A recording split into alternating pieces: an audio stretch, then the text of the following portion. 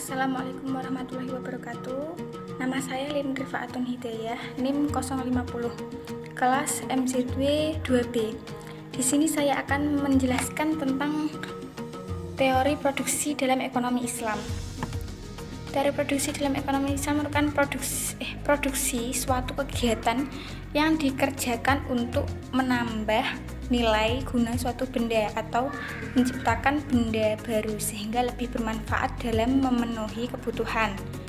Kegiatan menambah daya guna suatu benda tanpa mengubah bentuknya dinamakan produksi jasa.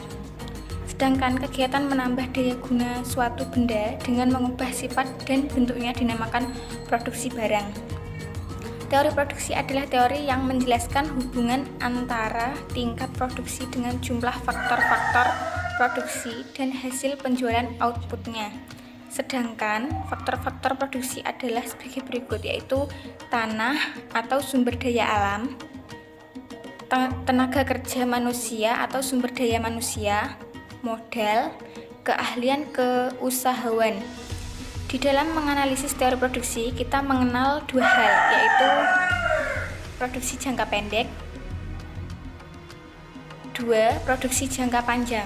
Nah, produksi jangka pendek yaitu bila sebagian faktor memproduksi jumlahnya tetap dan yang lainnya berubah, misalnya jumlah modal tetap sedangkan tenaga kerja berubah. Dan yang kedua itu tadi produksi jangka panjang. Produksi jangka panjang yaitu semua faktor produksi dapat berubah dan ditambah sesuai kebutuhan. Fungsi produksi ialah hubungan antara teknis antara faktor produksi dan barang produksi yang dihasilkan dalam proses produksi. Fungsi produksi itu menunjukkan jumlah barang produksi tergantung pada jumlah faktor produksi yang digunakan. Jadi,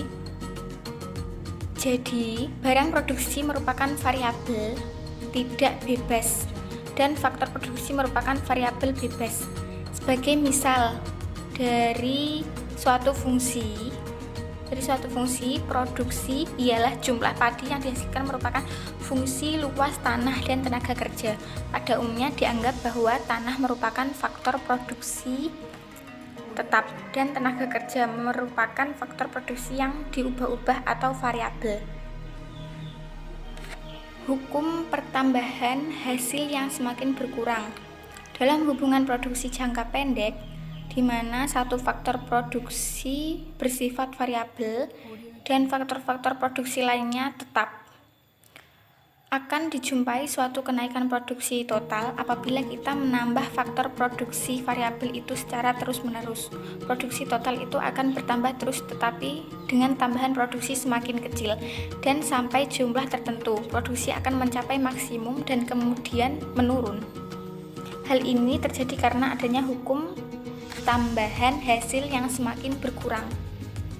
Keadaan ini dapat dilihat pada kurva di mana sumbu horizontal menunjukkan jumlah faktor produksi tenaga kerja yang digunakan dalam proses produksi dan sumbu vertikal menunjukkan jumlah barang yang dihasilkan.